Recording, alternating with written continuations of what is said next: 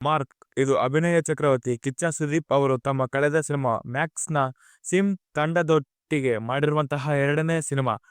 Trailer ನಲ್ಲಿ cinema ಯಾವ ನಲ್ಲಿ ಇರುತ್ತೆ, ಸುದೀಪ್ ಅವರ ಪಾತ್ರ ಹೇಗೆ, ಒಂದು ಸ್ವ್ಯಾಗ್ ಸ್ಟೈಲ್ ನ ಕ್ಯಾರಿ ಮಾಡುತ್ತೆ, ಆಕ್ಷನ್ ಎಷ್ಟು ಪಿತ್ ಆಗಿರುತ್ತೆ, ಈ ಎಲ್ಲದರ ಸುಳಿವು ಸಿಕ್ಕಿತ್ತು. ಮೂವಿ ಅದೇ ತರ ಇದೆಯಾ, ವರ್ತ್ ದಿ ವಾಚ್ ಅನ್ನುವಂತಹ ಭಾವನೆ ಬಂತ. And most importantly as A film ಇದು ಎಂಟರ್ಟೈನಿಂಗ್ ಆಗಿತ್ತಾ, ಇದೆಯಾ, ಎಲ್ಲವನ್ನ ಇವತ್ತಿನ ಈ ರಿವ್ಯೂನಲ್ಲಿ ಹೇಳ್ತೀನಿ, ಬನ್ನಿ ನೋಡ್ಕೊಂಡು ಬರೋಣ. Hi darlings, welcome to my opinion. ನೀವು ಮೊದಲ ಬಾರಿಗೆ ನಮ್ಮ ವಿಡಿಯೋನ ನೋಡ್ತಿದ್ರೆ ನಮ್ಮ ಚಾನಲ್ನ ಸಬ್ಸ್ಕ್ರೈಬ್ ಮಾಡ್ಕೊಳ್ಳಿ ಅಂತ ಹೇಳ್ತಾ ಲೆಟ್ಸ್ ಸ್ಟಾರ್ಟ್ ದ ವಿಡಿಯೋ. ಸಿನಿಮಾದ ಪ್ಲಾಟ್ ಬಗ್ಗೆ ಮಾತನಾಡೋದಾದ್ರೆ, ಇಲ್ಲಿ ನಮ್ಮ ಮೇನ್ ಕ್ಯಾರೆಕ್ಟರ್ನ ಹೆಸರು ಅಜಯ್ ಮಾರ್ಕಂಡೇಯ. ಕಾಪ್ ಆಗಿ ಸಸ್ಪೆನ್ಸ್ ನಲ್ಲಿ ಇದ್ರೂ ಕೂಡ ತನ್ನ ಕೆಲಸವನ್ನ ಅಥವಾ ಡ್ಯೂಟಿಯನ್ನ ತನ್ನದೇ ಆದಂತಹ ವೇನಲ್ಲಿ ಮಾಡುವಂತಹ ಸೂಪರ್ ಕ್ಯಾಪ್. ಬಹಳಷ್ಟು ಮಕ್ಕಳು ಒಂದೇ ಬಾರಿಗೆ ಕಿಡ್ನಾಪ್ ಆಗ್ತಾ ಇದ್ದಾರೆ, ಅದು ಹಾಡ ಹಗಲಲ್ಲೇ. ಅಂಡ್ ಈ ಕೇಸ್ ಮಾರ್ಕ್ ಎಂಟ್ರಿ ಕೊಡಬೇಕಾಗುತ್ತದೆ. ಅದಕ್ಕೆ ಕಾರಣ ಏನು, ಈ ಮಕ್ಕಳಿಗೂ ಮಾರ್ಕ್ಗೂ ಏನು ಕನೆಕ್ಷನ್ ಇದೆಯಾ ಇಲ್ವಾ ಅನ್ನೋದನ್ನ ನೀವು ಮೂವಿ ನೋಡೇ ತಿಳ್ಕೊಳ್ಬೇಕು. ಈ ಸಿನಿಮಾ ಅನೌನ್ಸ್ ಆದಾಗಲಿಂದಲೂ ಎಲ್ಲರಿಗೂ ಇದ್ದದ್ದು ಒಂದೇ ಒಂದು ಥಾಟ್, ಕಿಚ್ಚ ಸುದೀಪ್ ಅಂಡ್ ವಿಜಯ್ ಕಾರ್ತಿಕೇಯ ಅವರ ಈ ಕೊಲಾಬ್ರೇಷನ್ ಮತ್ತೆ ಆಗ್ತಾ ಇದೆ. ಟೀಸರ್ ಅಲ್ಲಿ ಸೇಮ್ ಮ್ಯಾಕ್ಸ್ ನ ಫ್ರೇಮ್ ನೋಡಿದಂಗೆ ಆಗ್ತಿದೆ. ಮ್ಯಾಕ್ಸ್, ಮಾರ್ಕ್, ಅಜಯ್, ಅರ್ಜುನ್, ಅಲ್ಲೂ ಕತ್ಲು ಇಲ್ಲೂ ಕತ್ಲು ಎಲ್ಲ ಒಂದೇ ತರ ಸೌಂಡ್ ಆಗ್ತಾ ಇದೆ ಎಲ್ಲ ಅಂತ. ಸೊ ಈ ಕೊಲಾಬ್ರೇಷನ್ಗೆ ಏನು ಕಾರಣ ಅನ್ನೋದನ್ನ ಡಿಸ್ಕಸ್ ಮಾಡೋಣ ಬನ್ನಿ. ಆದ್ರೆ ಈ ಕೊಲಾಬ್ರೇಷನ್ ಮೂಡ್ ಬಂದಿರುವಂತಹ ರೀತಿ ನಮ್ಮನ್ನು ಇಂಪ್ರೆಸ್ ಮಾಡ್ತು. Just technically point of view ಇಂದ ನೋಡೋದಾದ್ರೆ ಈ ಕೊಲಾಬ್ರೇಷನ್ಗೆ ಒಂದು ಸಮರ್ಥನೆ ಖಂಡಿತ ಸಿಕ್ಕಿದೆ ಅಂತಾನೆ ಹೇಳ್ತೀನಿ. ಸಿನಿಮಾದಲ್ಲಿ ದಿ ಮೇನ್ ಮ್ಯಾನ್ ಸುದೀಪ್ ಅವರನ್ನ ಪ್ರೆಸೆಂಟ್ ಮಾಡಿರುವಂತಹ ರೀತಿ ಮಾತ್ರ ಸಖತ್ತಾಗಿತ್ತು. ಅವರು ತಮ್ಮನ್ನ ತಾವು ಕ್ಯಾರಿ ಮಾಡಿರುವಂತಹ ವೇನೆ ಮಜವಾಗಿತ್ತು. ಅದರಲ್ಲೂ ಮಾರ್ಕ್ ಎಂಬ ಈ ಪಾತ್ರಕ್ಕೆ ಹುಮೆನರ್ನ ಯಾಡ್ ಮಾಡಿರೋದ್ರಿಂದ ಆ ಸ್ವ್ಯಾಗ್ ಇನ್ನಷ್ಟು ಎದ್ದು ಕಾಣುತ್ತೆ ಅಂತಾನೆ ಹೇಳ್ತೀನಿ. ಆಕ್ಷನ್ ಸೀನ್ಸ್ ಅಲ್ಲಿ ಆಗ್ಲಿ, ಆ ಇನ್ವೆಸ್ಟಿಗೇಷನ್ ಮೂಡ್ಗೆ ಹೋದಾಗಲೆಲ್ಲ ಎಲ್ಲ ಕಡೆ ಅವರು ತಮ್ಮ ಬೆಸ್ಟ್ ಅನ್ನ ಕೊಟ್ಟಿದ್ದಾರೆ. ಅಂಡ್ ನಟನೆ ಅಂತ ಬಂದ್ರೆ ಈಸ್ ರಿಯಲಿ ಬೆಸ್ಟ್ ಅಂತ ಮತ್ತೊಮ್ಮೆ ಪ್ರೂವ್ ಮಾಡಿದ್ದಾರೆ. ಒಬ್ಬ ಹೀರೋನ ಗಾಡ್ ತರ ಪ್ರೆಸೆಂಟ್ ಮಾಡದೆ ಸಿಕ್ಕಾಪಟ್ಟೆ ಚಾಲೆಂಜಸ್ ಗಳನ್ನ ಕೊಟ್ಟು ಪ್ರಖರವಾದ ಸನ್ನಿವೇಶಗಳಲ್ಲಿ ಹಾಕಿದ್ದಾರೆ. ಅಂಡ್ ಆ ಚಾಲೆಂಜಸ್ ಮೆಟ್ಟಿದಾಗಲೆಲ್ಲ ಎಲಿಮೆಂಟ್ಸ್ ಗೆ ಹೋಗೋದು.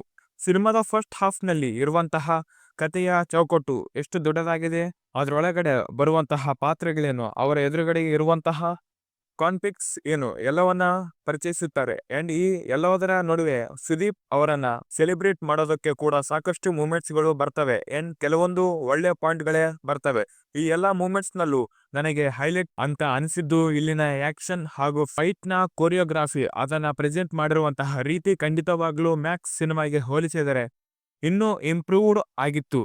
ಸಿನಿಮಾಟೋಗ್ರಾಫಿ, ಪ್ರೊಡಕ್ಷನ್ ವ್ಯಾಲ್ಯೂ ಸಿನಿಮಾಗೆ ಬೇಕಾದ ಡೆಪ್ತ್ ಅನ್ನ ಕೊಟ್ಟಿದೆ. ಸಿನಿಮಾದ ಪ್ರೇಮ್ ನಲ್ಲಿ ಡೀಟೇಲಿಂಗ್ ಇದೆ, VFX ಇದ್ದ ಕಡೆ ಕೂಡ ಎಲ್ಲವೂ ಶಿಫ್ಟ್ ಆಗಿತ್ತು. ಇನ್ ಶಾರ್ಟ್ ವಿಜುವಲಿ ಇದೊಂದು ಸಾಲಿಡ್ ಸಿನಿಮಾ ಅಂತಾನೆ ಹೇಳ್ತೀನಿ. ಅಜನೀಶ್ ಲೋಕನಾಥ್ ಅವರ ಬ್ಯಾಕ್ ಗ್ರೌಂಡ್ ಸ್ಕೋರ್ ಸಿನಿಮಾನ ಸಾಕಷ್ಟು ಕಡೆ ಎಲಿವೆಂಟ್ ಮಾಡಿದೆ. ಆಕ್ಷನ್ ಸೀನ್ಗಳಲ್ಲಿ ಅದು ಇನ್ನಷ್ಟು ಹೆಲ್ಪ್ ಮಾಡಿದೆ ಅಂತಾನೆ ಹೇಳ್ತೀನಿ. ಎಕ್ಸ್ಪೆಷಲಿ ದಾದಾ ಯಾರು ಗೊತ್ತಾ ಅನ್ನುವಂತಹ ಬೀಟ್ ಅಲ್ಲಲ್ಲಿ ಪ್ಲೇಸ್ ಮಾಡಿರುವಂತಹ ರೀತಿ ಖುಷಿ ಕೊಡುತ್ತೆ. ಸೈಕೋ ಸೈತಾನ್, ಮಸ್ತ್ ಮಲೈಕಾ ಥಿಯೇಟರ್ ನಲ್ಲಿ ಅಲ್ಲಿ ಕೊಟ್ಟಂತಹ ಅನುಭವ ಚೆನ್ನಾಗಿತ್ತು. ಅಂಡ್ ಇನ್ನು ಮುಂದೆ ಅಜನೀಶ್ ಲೋಕನಾಥ್ ಅವರ ಲೈನ್ಅಪ್ ಗಳು ಸಾಲಿಡ್ ಆಗ್ತಾ ಇರೋದನ್ನ ನೋಡ್ತಾ ಇದ್ರೆ ಮುಂದೆ ಬರುವಂತಹ ದಿನಗಳಲ್ಲಿ ಇವರು ಏನೋ ಕುಕ್ ಮಾಡಬಹುದು ಅನ್ನುವಂತಹ ಕ್ಯೂರಿಯಾಸಿಟಿ ಕೂಡ ಹುಟ್ಟುಕೊಳ್ಳುತ್ತೆ. ನವೀನ್ ಚಂದ್ರ ಅವರ ಭದ್ರ ಎಂಬ ಪಾತ್ರನ ಬರೆದಿರುವಂತಹ ರೀತಿ, ಅವರು ಅದನ್ನ ಪುಲ್ ಅಪ್ ಮಾಡಿರುವಂತಹ ರೀತಿ ಚೆನ್ನಾಗಿತ್ತು. ಒಂದಷ್ಟು ಕಡೆ ಎಕ್ಸ್ಟ್ರೀಮ್ಲಿ ಲೌಡ್ ಅಂತ ಅನಿಸುತ್ತೆ, ಬಟ್ ಆ ಪಾತ್ರ ಯಾಕೆ ಹಾಗೆ ಯಾಕಷ್ಟು ಲೌಡ್ ಅನ್ನೋದಕ್ಕೆ ಒಂದು ಕಾರಣ ಇದೆ. ಯೋಗಿ ಬಾಬು ಅವರಿಗೆ ಅಷ್ಟಾಗಿ ಪ್ರಾಮುಖ್ಯತೆ ಇಲ್ಲದೆ ಇದ್ರು ಕಾಮಿಕ್ ಪೋರ್ಷನ್ಗೆ ಅವರ ಕಡೆಯಿಂದ ಹೆಲ್ಪ್ ಖಂಡಿತ ಆಗಿದೆ. ಸಪೋರ್ಟಿಂಗ್ ಆರ್ಟಿಸ್ಟ್ ಗಳಾದಂತಹ ಗೋಪಾಲಕೃಷ್ಣ ದೇಶಪಾಂಡೆ, ಶೈನ್ ಟೋಮ್ ಚಾಕೋ ಅವರಿಗೆ ಒಳ್ಳೆ ರೋಲ್ ಗಳನ್ನ ಬರೆಯಲಾಗಿದೆ. ಅಂಡ್ ಸ್ಟೋರಿಗೆ, ಸಿನಿಮಾಗೆ, ಕತೆಗೆ ಅವರಿಂದ ಪುಷ್ ಕೂಡ ಸಿಕ್ಕಿದೆ. ಈ ವರ್ಷ ನಾವು ನೋಡಿರುವಂತಹ ಎಷ್ಟೋ ಸಿನಿಮಾಗಳಲ್ಲಿ ಸೆಕೆಂಡ್ ಹಾಫ್ ನ ಡೆಪ್ತ್ ಕಾಟ ಕೊಡ್ತಿದೆ. ಸಿನಿಮಾದ ಮೇಲಿನ ಕನೆಕ್ಷನ್ ಅನ್ನ ಟೋಟಲಿ ಕಟ್ ಮಾಡಿ ಹಾಕಿರುವಂತಹ ಎಕ್ಸಾಂಪಲ್ಸ್ ಸಾಕಷ್ಟಿವೆ. ಬಟ್ ಮಾರ್ಕ್ ಅದಕ್ಕೆ ಹೊರತಾಗಿದೆ. ಮೊದಲನೇ ಹಾಫ್ ಓಕೆಶ್ ಅಂತ ಅನಿಸ್ತು. ಮೊದಲನೇ ಅರ್ಧಕ್ಕೆ ಹೋಲಿಸಿದಾಗ ಕತೆ ಟ್ರಾವೆಲ್ ಆಗುವಂತಹ ವೇಗ, ಅಲ್ಲಿಂದ ಟೆನ್ಷನ್, ಕ್ಯೂರಿಯಾಸಿಟಿ ಎಲ್ಲವೂ ಸೆಕೆಂಡ್ ಹಾಫ್ ನಲ್ಲಿ ಬೆಟರ್ ಆಗ್ತಾ ಹೋಯ್ತು. ಕ್ಲೈಮ್ಯಾಕ್ಸ್ ಕೂಡ ಒಳ್ಳೆ ಹೈಪ್ ಅಲ್ಲಿ ಎಲಿವೆಂಟ್ ಆಗುತ್ತೆ. ಫ್ಯಾನ್ ಸರ್ವಿಸ್ ಹಾಗೂ ಸ್ಟೋರಿ ಟೆಲ್ಲಿಂಗ್ ನ ಬ್ಯಾಲೆನ್ಸ್ ಮಾಡೋದ್ರಲ್ಲಿ ಎಡವಿರುವಂತಹ ಎಷ್ಟೋ ಸಿನಿಮಾಗಳನ್ನ ರೀಸೆಂಟ್ ಆಗಿ ನೋಡಿದ್ದೀವಿ.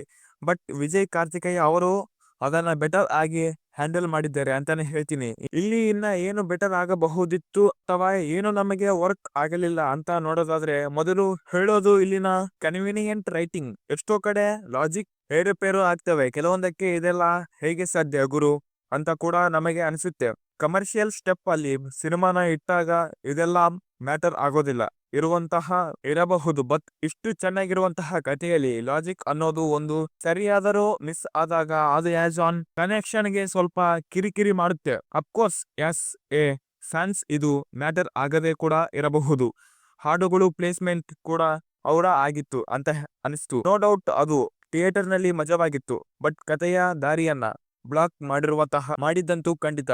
ಇನ್ ಮೈ ಒಪಿನಿಯನ್ ಪ್ರಕಾರ ಹೇಳೋದಾದ್ರೆ, ಮಾರ್ಕ್ ಒಂದು good watch. Mass, fan service, storytelling ಎಲ್ಲದರಲ್ಲೂ ಸಿನಿಮಾ ಶೈನ್ ಆಗುತ್ತೆ. ಅಂಡ್ ಕಿಚ್ಚ ಸುದೀಪ್ ಅವರ ಅಭಿಮಾನಿಗಳಿಗೆ ಅವರನ್ನ ಬಿಗ್ ಸ್ಕ್ರೀನ್ ಮೇಲೆ ನೋಡೋದನ್ನ ಇಷ್ಟ ಪಡೋರಿಗೆ ಶೇರ್ ಮಾಡೋದಕ್ಕೆ, ವಿಜುವಲ್ ಹೊಡೆಯೋದಕ್ಕೆ, ಚಪ್ಪಾಳೆ ತಟ್ಟೋದಕ್ಕೆ ಬೇಜಾನ್ ಒಳ್ಳೆ ಮೂಮೆಂಟ್ಸ್ ಗಳು ಇದಾವೆ ಅಂತ ಹೇಳ್ತೀನಿ. ಇದಾಗಿ